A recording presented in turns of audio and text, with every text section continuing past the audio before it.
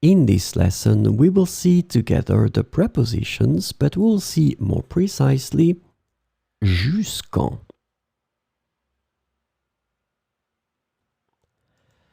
So, of course, the first thing that we need to see together is what is une préposition?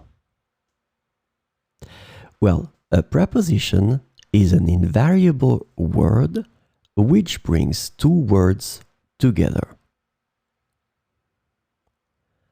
The second word is called complement, and it allows to specify the time, the cause, the place, the state, the manner, the purpose, or the matter. The second word can be another noun, a pronoun, an infinitive verb, or an adverb.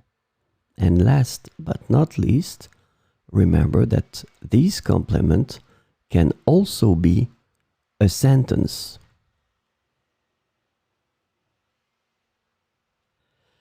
So this lesson is about jusqu'en.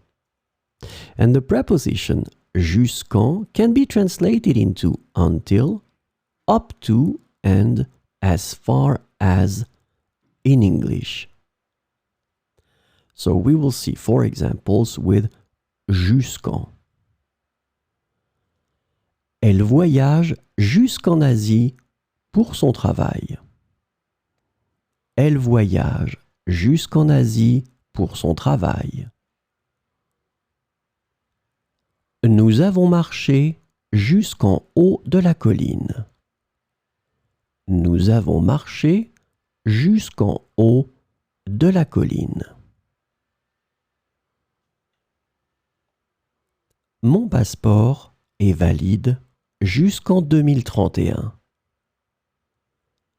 Mon passeport est valide jusqu'en 2031. Ils ont décidé de prolonger leurs vacances jusqu'en hiver. Ils ont décidé de prolonger leurs vacances jusqu'en hiver.